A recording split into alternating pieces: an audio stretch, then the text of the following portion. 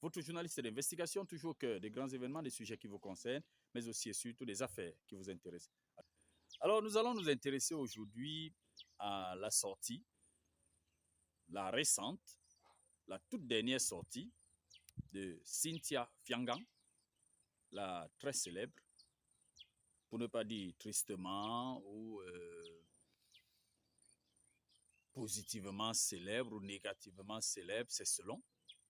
Parce que justement, lorsqu'on prononce ce nom, qu'on parle de Christelle Atangana ou de Cynthia Fiangang, il y a tout de suite une bonne partie de la population camerounaise qui dit aïe, hum, hum. Pourtant, de l'autre côté, c'est un nom qui d'accord, qu'est-ce qu'elle a encore fait? Qu'est-ce qu'elle a encore fait? Qu'est-ce qu'elle nous a encore sorti?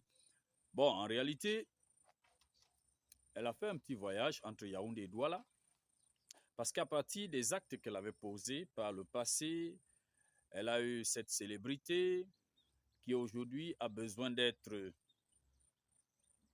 réactualisée régulièrement. Et pour réactualiser ce type de célébrité, c'est très compliqué. Très, très compliqué parce que un acte posé peut être l'acte de trop. Un acte de plus peut être l'acte de trop. Et l'amener,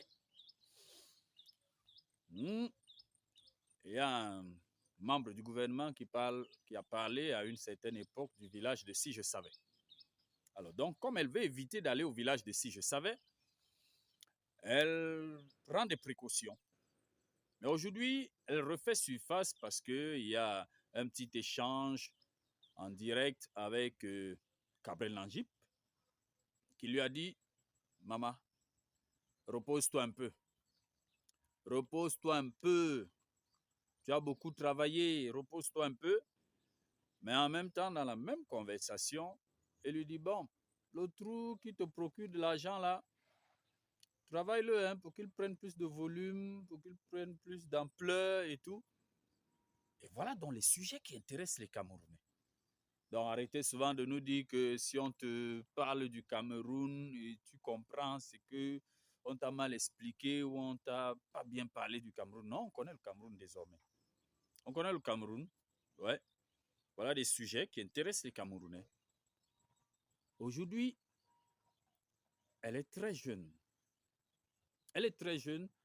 Il y en a qui ont voulu attirer notre attention sur la sortie de l'éditorialiste Suzanne Kalalobe.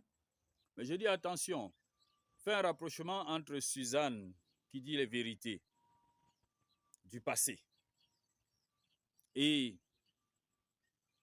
Fiangang qui gère son présent et qui a encore tout son avenir devant elle. C'est vraiment pas les mêmes chapitres, c'est pas les mêmes tableaux.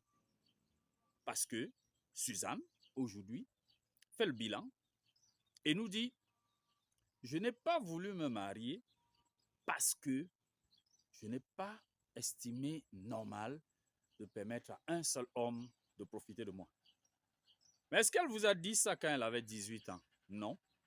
20 ans? Non. 25 ans, 30 ans? Non. C'est aujourd'hui, à l'heure du bilan, qu'elle le dit. Bon, ils sont certainement nombreux, ceux qui avaient eu l'opportunité à cette époque-là, mais qui n'ont pas su qu'ils pouvaient saisir leur chance. Mais aujourd'hui, ils sont peut-être au regret. Mais c'est passé. À la différence de Fiangang, qui joue encore ses cartes en ce moment, qui a toutes ses cartes entre les mains, et dont il faut se méfier. Il faut se méfier. Parce qu'à ce moment-ci, elle doit prendre moins de risques. Suzanne Kalalobe, elle a le parcours qu'on connaît. Elle a le bilan qu'on connaît. C'est la femme imposante. Mais aujourd'hui, on sait pourquoi ceci ou pourquoi cela. Et on ne peut que dire attention. Elle l'a d'ailleurs dit elle-même. Je ne décourage pas mes jeunes sœurs, mes filles. Si vous voulez vous marier, allez vous marier. Aussi, il est important de préciser que Suzanne Kalalobe, sur le plateau de Cyril Bojiko, à évoquer tellement de sujets. Mais sauf que l'opinion publique nationale et internationale des réseaux sociaux n'a retenu qu'un seul aspect. Suzanne Kalalobé a dit que elle ne se marie pas, elle ne s'est pas mariée parce qu'elle ne voulait pas qu'un seul homme puisse profiter d'elle. Autrement dit, interprétation faite dans la rue et les chaumières, elle voulait donc comptabiliser, elle voulait faire le tour du Cameroun, le tour de l'Afrique, le tour de la planète entière. Ça, ce sont les interprétations.